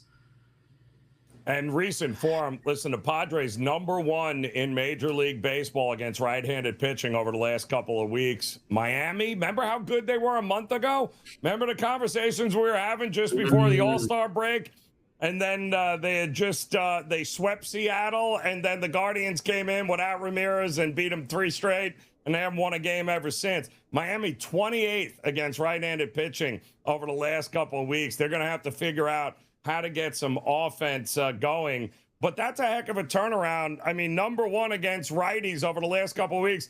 You start getting Machado, and you start getting, some of these guys in that lineup starting to swing it. Should we stick a fork in the Padres just yet here, Tom? What do you think? I think so. I really do. I was low on the Padres coming into this year. Granted, as I've said before, I was high on the Giants, and that didn't turn out too well. But I was low on the Padres. I just don't like where I didn't like where they sat in terms of the dynamic of the NL overall. I think they're too far behind, and there's enough competent teams in front of them. Are the Nats going to stay fully intact? Probably not. Do we expect the Marlins to continue to struggle like this? No, ultimately not. But the Pirates, the Cardinals, and the Diamondbacks are all competent enough that they can just keep them at arm's bay. And the Padres would have to do too much to overcome all of these teams and make it into the postseason. I think they can be better to close the year, but I just don't think that they've done enough or will do enough to get over the hump. Yeah, it's just that the offense just underperformed. I mean, they got Bogarts hitting what, 8th now? I mean, he's finally getting Tatis and Machado to come around, but it might be too little, too late. More game time decisions, though, coming up here on the grid. They come in a lot more better prepared to play than, say, we did, having to learn some of the things that we learned coming into the NFL that we weren't learning in college.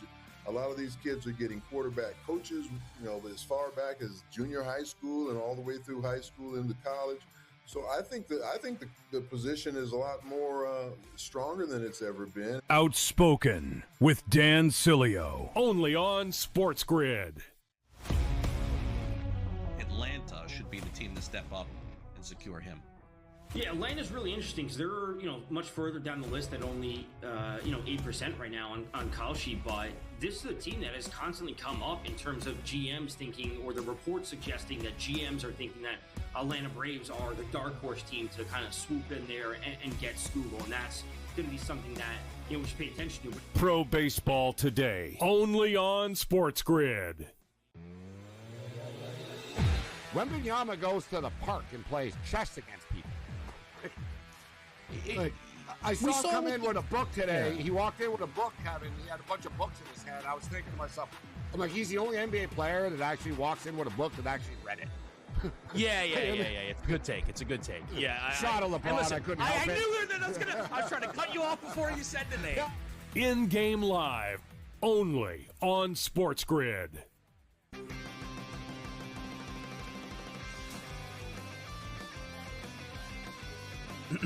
Class is in session. Today, let's talk about the teaser.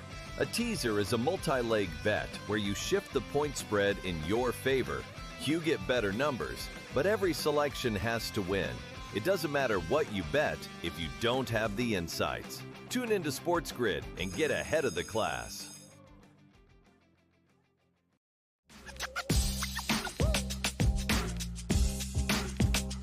Still.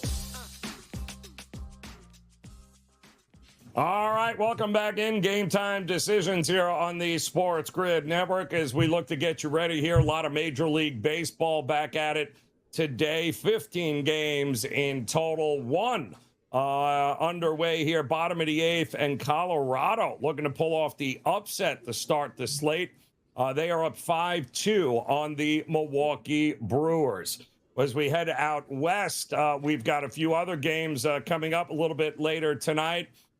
Even in Texas at Globe Life, I think this is a sneaky good matchup in a very winnable division now with the American League West. We talked about how, well, it's anybody's game. I mean, Houston is not dead yet in the West there, Tom. That shows you how bad that division is. But when Texas is at home, Mackenzie Gore on the mound, and then going up against Seattle. And I love Bryce Miller. I think he's one of the more underrated starting pitchers, one of the really good starting pitchers.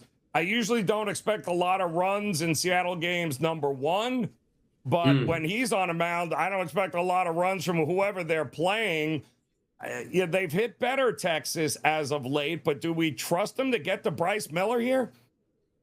I don't. I would be looking at the under 7.5 in this game. And, to your point, Bryce Miller, he's been awesome. Now, granted, it's a 63.1 inning sample size, so it's not the same as some of these other pitchers that have been pitching full year. But a couple things about him. A 2.27 ERA is great. Obviously, ERA isn't the end-all and be-all. But if you look to his xERA, That's at 2.49. So he's right in line with that. Strikeout rate is at 29.5%. He walks no one. His walk rate is down at 4.1%, which is, I love to see. You're never allowing runners on base for free.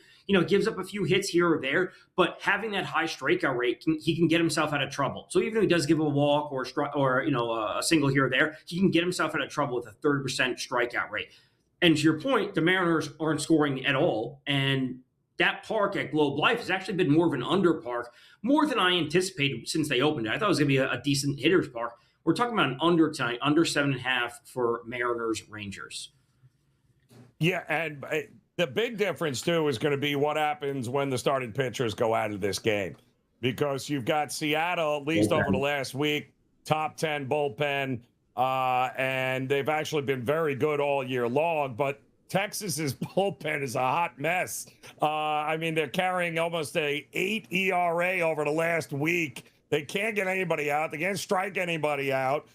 So that means you're going to need Mackenzie Gore to give you a whole lot of innings here, because once that bullpen comes in, all bets are off as far as Texas goes. And Seattle's a pretty cheap price, all things considered. Now, Tom? They are. Look, listen, I still have my hopes about Seattle just because I think they are truly they can be a contender because of their pitching staff. Like, that pitching staff can go toe-to-toe with any other team in the league. It's about making it to the playoffs. This is a very, very important series for both teams this weekend. But Seattle, close to even money, backing Bryce Miller in some capacity, I think it is a good spot to look tonight. And listen, if it doesn't come through, it is what it is, but I think it's the right side to be on. Well, I'll tell you one team who's likely not going to come back and win the West. The Athletics are taking on Minnesota here tonight, Tom. And the Athletics, listen, they've dealt with a lot of injuries. We all know once Kurtz went down, the whole dynamic of this team changed a couple of weeks prior to the All-Star break. But the bullpen that they're rolling out is laughably bad. Almost a 13 ERA in the last 7 days, Tom. The single worst in Major League Baseball. And Minnesota coming off of that 12-inning win yesterday at home, took 2 of 3 from the Guardians. Zebby Matthews going up against Lopez here. I want to bet an over. What are you thinking here in this one? Part of me wants to say that the Twins, a team I've been low on the entire year, I think it's a decent price for them at minus 144. I really do, where I think they can win this game. I don't love it, but I think the runs should be front and center for both of these teams, because the Twins, they could probably do 75% of the heavy lifting in this game. And if the A's can get 3 across the board, I think we should be looking at an over, right? If the A's just do your part, give me 3 runs, I think the Twins will do the rest, and this game cruises over. We got some nice hitting weather there too today. It was the mid-80s with the winds blowing a little bit out towards left field or across the field from right to left. It's not bad when it's all said and done. Yeah, no, it's actually not here. In fact, double-digit wins too across. But yeah, if people forget Minnesota, it's still a pretty good hitters ballpark there, Tom. And listen, Lopez doesn't scream shutdown in any way, shape, or form, which means that bullpen is going to get involved, which means runs are coming there. What about Cincinnati at St. Louis here? St. Louis, it has been atrocious. Number 30 in Major League Baseball over the last couple of weeks against right-handed pitch. They haven't hit anybody at all, and it's starting to show in the record. But they have been a pretty big favorite here, I thought, Tom, with, Dusty May. The only reason is because May is on the mound going up against Rhett Lauder. But as far as offense goes, I trust Cincinnati more than I trust the Cardinals here, no? I would say the same. The Cincinnati offense is one, at least to me, is always capable of putting up a big performance. Ellie De La Cruz, Sal Stewart, J.J. Bleday, Suarez is in there. Spencer Steer's drawing a lot of trade interest. I think the offense can certainly come from the Reds. The issue that I would have backing this is that I'm not sure how much the Cardinals can do as of late. And if I can't get equal contributions from both teams, we're never going to be pushing to the over. The Cardinals could win this game 5-2, and we still fall under. So if I'm not confident the Cardinals can do their part, even though Rhett Lauder hasn't been amazing at all this season, they're just in a slump right now. So I don't have any action on this game. Again, I think it's a huge, huge series for both teams this weekend. because they both need the games to pick them up in the wild card. But I have no interest in betting this in any capacity. I'm waiting until tomorrow. I took the Cardinals team total under 2.5 in the first 5. You got to prove to me you can score a run. You're barely averaging 2 runs a game over the last week. Like you can't hit it. No problem. I am not laying a buck, what, 40, buck 50? Absolutely not. You got to prove to me, even against Rhett Lauder, that you can score runs before I'm running to the window to lay anything here. And I can't trust them. Started off great yesterday against Arizona. And yeah, the bullpen got involved, and McGreevy finally saw that regression hit, and just like that, they got 10 runs on the board, Arizona, before they knew what to do. And those empty net runs, they scored 6 yesterday, but if you watch that game, Tom, all of them were in the end when it meant it was 10-2 heading into, I believe, the 9th there. So yeah, that doesn't count. But I was a big believer that the Cardinals were. I thought there was a lot of smoke and mirrors there. I think it's going to get worse as the season progresses here, because I think a lot of these guys, like the McGreevy's of the world, they've been pitching above their pay grade here. And sooner or later, that's going to come to fruition. This is a team that, Craig and I have talked about a good amount on Pro Baseball Today, whether it's Palante, whether it's McGreevy, whether it's Kyle Lee, like all of these pitchers were overperforming, and we were waiting for the other shoe to drop. And it's like, how they're getting away with murder, these Cardinals pitchers. It's like, how are you going 5 or 6 innings and giving up 1 run, but somehow you had 3 walks and 6 hits allowed? You only gave up 1 run. Like, how are you getting away with this? And this is a proving point for the Cardinals, because if their pitchers are regressing, which was bound to happen, and now their offense is struggling, this is where the bottom will fall out for them leading into the deadline, because they're in a good spot in the NL wildcard, but they can't have both of these things happen at the same time. If the offense struggled and your pitchers still could tread water, so be it, or vice versa. The offense could get through if the pitcher is okay, whatever. But now if both are failing, this is where they will drop completely out of the postseason race. And it could happen quickly. And you know what? Yeah, I think that's exactly what's going to happen. A very winnable Central division here, one in which, let's face it, Cincinnati still got a little something to play for. The Pirates have a little something to play for, which makes this game coming up here in just a couple of minutes. They're getting ready for the first pitch. You got the Cubs and the Pirates. I think it's a huge weekend series, Tom, and I can't believe I'm saying that right now, but yeah, the Cubs and the Pirates are a huge weekend series, and Matthew Boyd versus Jared Jones gets it started here in just a couple of minutes. All right, we have a update. One more game out on the West Coast to go over with you as Game Time Decisions continues.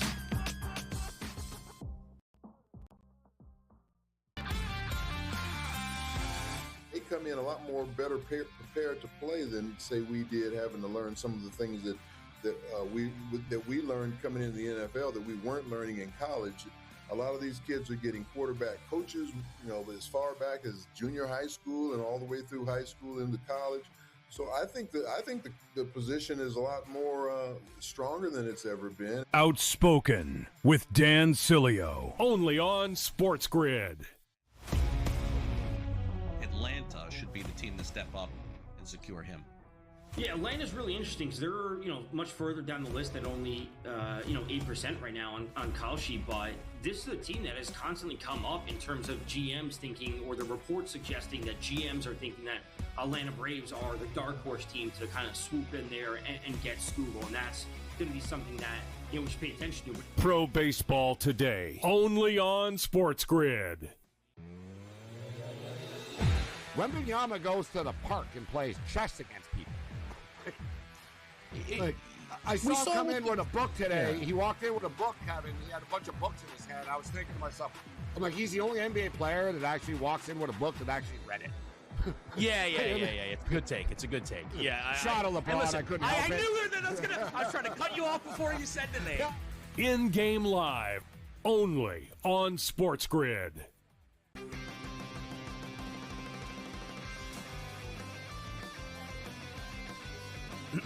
Class is in session. Today, let's talk about the teaser. A teaser is a multi-leg bet where you shift the point spread in your favor. You get better numbers, but every selection has to win. It doesn't matter what you bet if you don't have the insights. Tune into SportsGrid and get ahead of the class.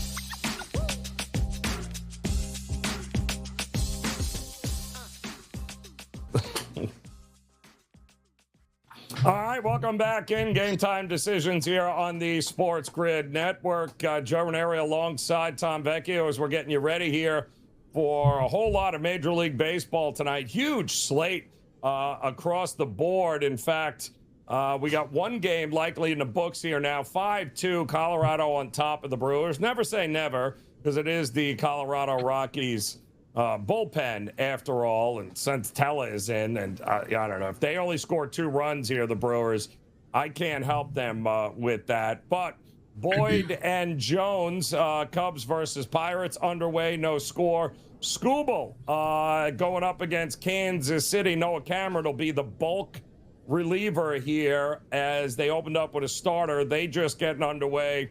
And Skubal, I think you and I, that was the one game I said, you know what, I'm going alternate market. I'll lay a 1.5 with Detroit in the first 5. I don't think Skubal gives up a whole heck of a lot here to this Kansas City Royals team who, are they sellers? Are we under the impression the Royals are selling anybody but Witt at this point?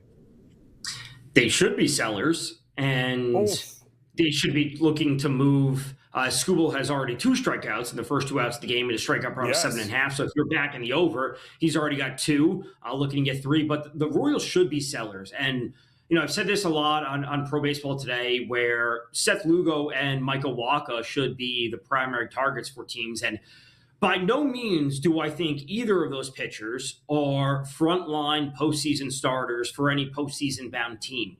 But they have plenty of experience. They're both veterans. Yep. A player such as them, a pitcher coming out of the bullpen and giving you 4 innings or 3 innings of relief that can pitch in a high leverage situation is what they can do. And also, you don't have to worry about them going through the order 3 times, because if you have a secondary starter and then they come and piggyback off that, that could work for teams.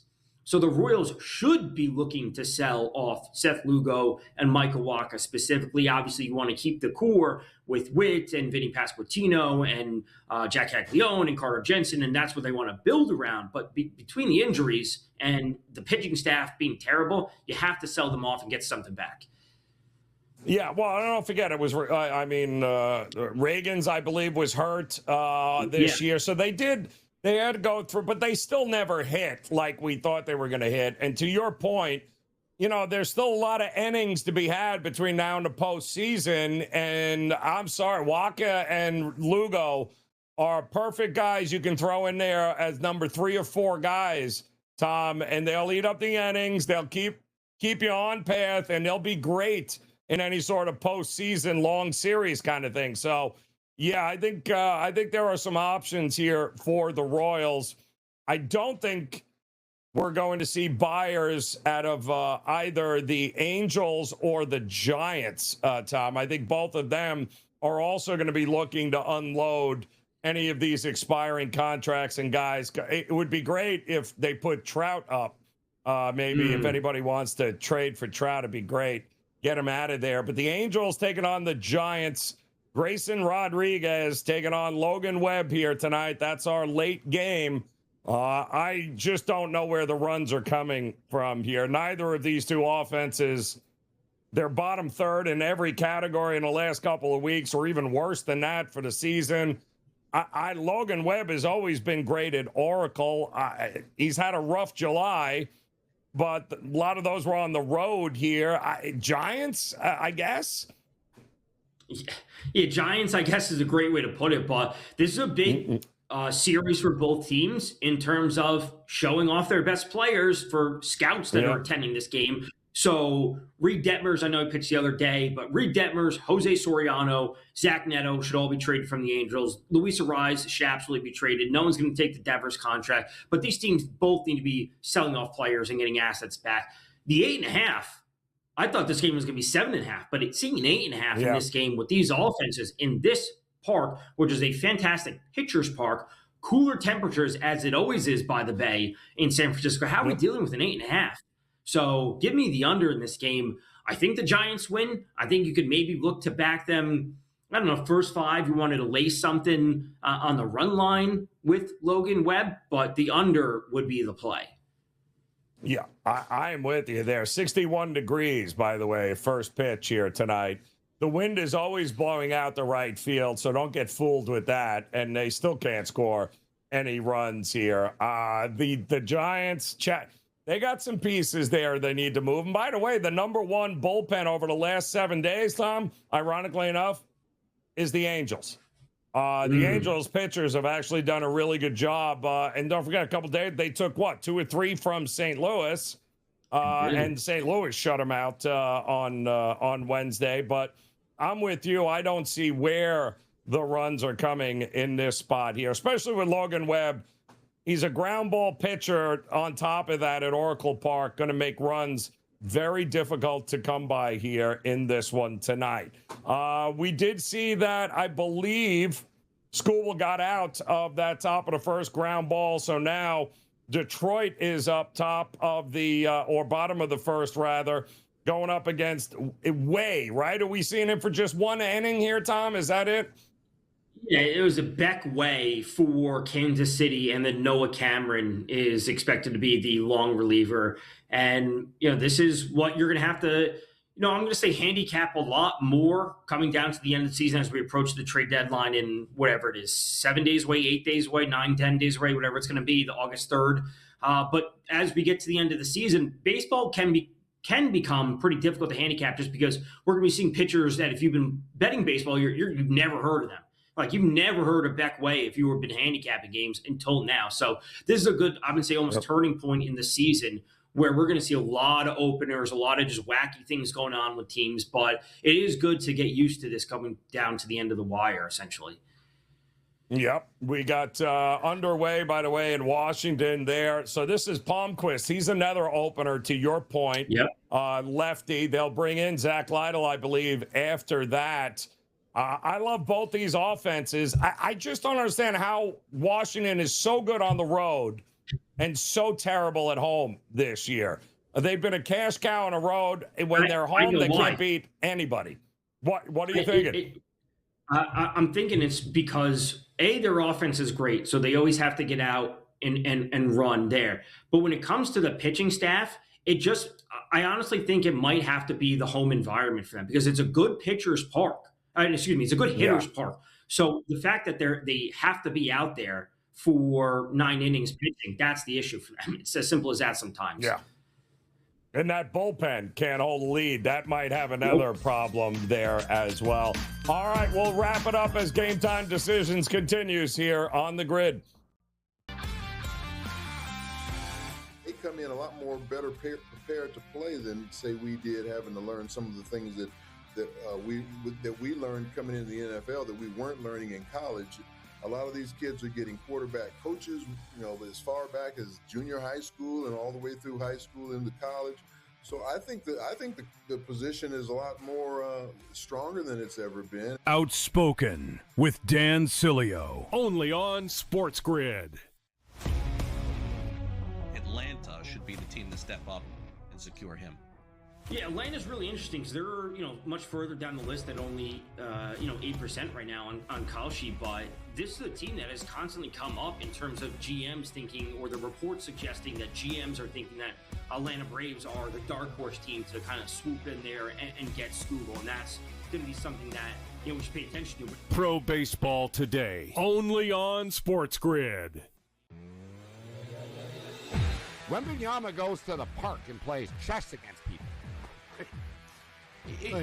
I saw him come in with a book today. Yeah. He walked in with a book, Kevin. He had a bunch of books in his hand. I was thinking to myself, I'm like, he's the only NBA player that actually walks in with a book that actually read it. Yeah. It's a good take. It's a good take. Yeah. Shot of LeBron. Listen, I couldn't help it. I knew that I was trying to cut you off before you said the name. In-game live, only on SportsGrid.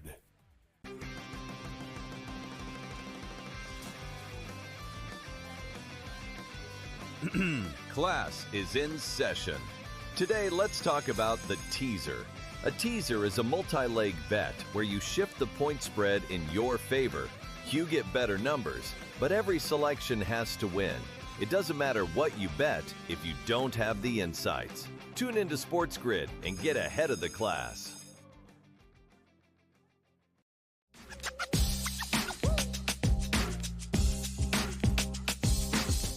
Good Lord. All right, welcome back in as we look to close out this edition of Game Time Decisions for you as Major League Baseball loaded slate here tonight. Some good games already underway. Yankees, in fact, at Citizens Bank in Philadelphia. They are underway, no score. Bottom of the first in that one. Our Scooble play here, Detroit already, first and second. Nobody out in the bottom of the first. We're hoping they can get a couple of runs. We laid the 1.5 at plus money in the first 5, backing Scooble there. And it looks like we've got Washington.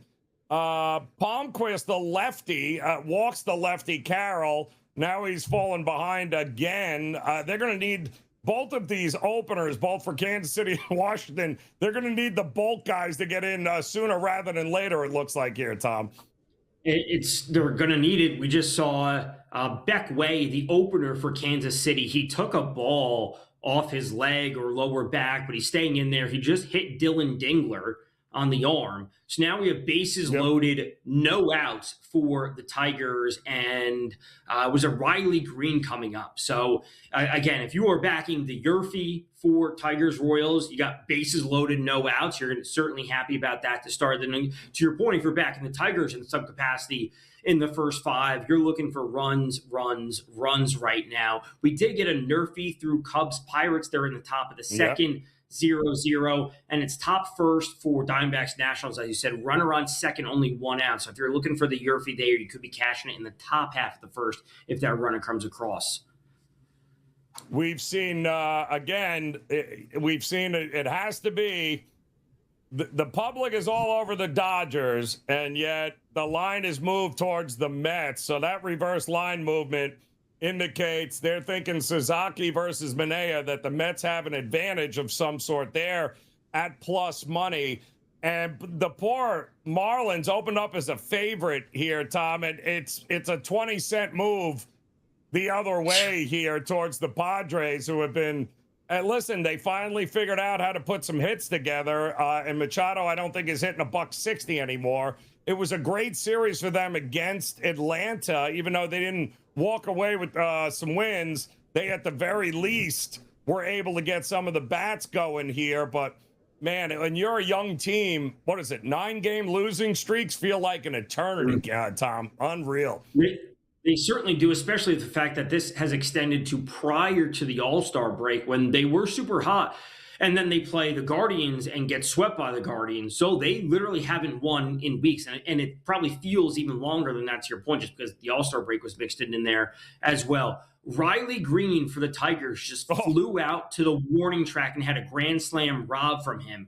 They do get a run across with a sac fly. So a Yurfee cashes for Tigers. They get 1 run on the board. And so you get that across, but it wasn't a grand slam. It was robbed of a grand slam for Riley Green. He needed 1 more run there, Riley Green. Would have been great to cover that 1.5, because I don't think Kansas City's scoring a run here against Scooble. But we do have, that's the only one where we got a score here as well. Arizona, I think they got out of the top of the first. No, they're still up. So first and second now, back-to-back walks by Palmquist is not great.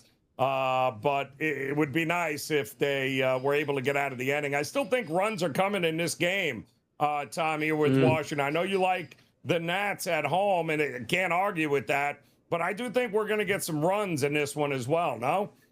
I do too as well. The offenses are too good to see this end as a 2-1, 3-1 game on really either side. Again, I'm on the Nats money line, and I think the over will certainly be coming through. We did just see the Tigers get another run across the board, getting 2 with a Lee RBI, so 2-0 Tigers in the bottom of the first, and they should be on cruise control with this for what, a 278 favorite. They've immediately jumped to minus 1100, which is obviously unbettable at this point unless you are looking to back the Tigers even further on an alt run line throughout the game.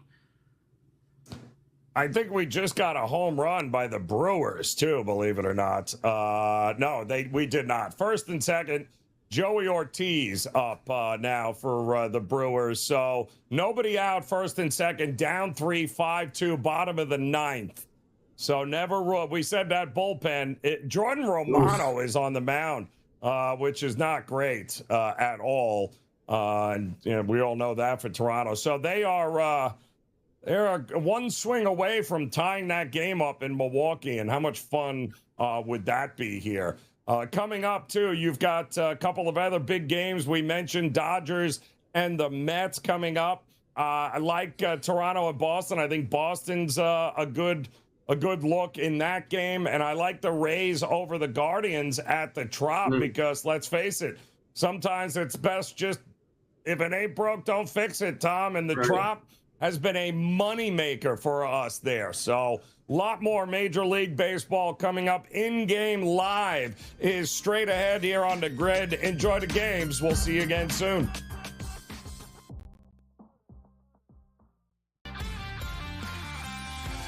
They come in a lot more better prepared to play than, say, we did, having to learn some of the things that we learned coming into the NFL that we weren't learning in college.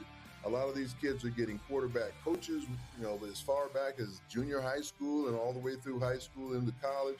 So I think the position is a lot more stronger than it's ever been. Outspoken with Dan Cilio, only on SportsGrid.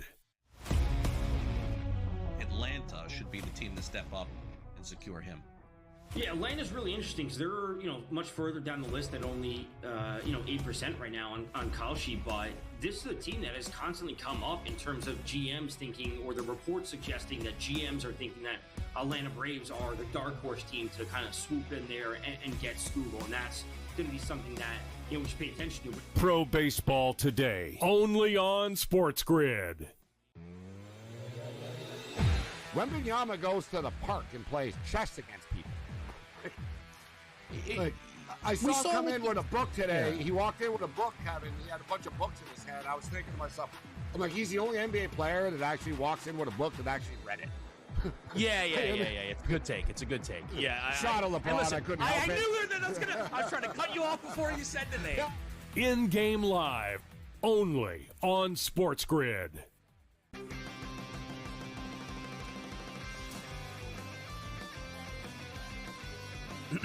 Class is in session. Today, let's talk about the teaser. A teaser is a multi-leg bet where you shift the point spread in your favor. You get better numbers, but every selection has to win.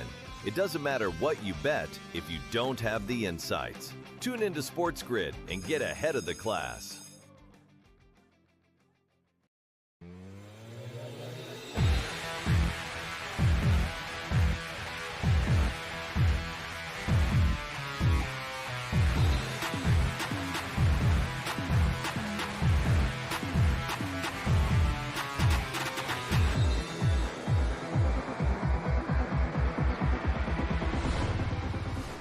In-game live here with you all on LeBron James Day. At least if you are joining us from Philadelphia, it's Kevin Walsh, it's Gabe Morency again right here on SportsGrid. We've got plenty of action to follow tonight. Full Major League Baseball card. We'll get to the WNBA three-point contest. I know Gabe's going to have some CFL, some TBT.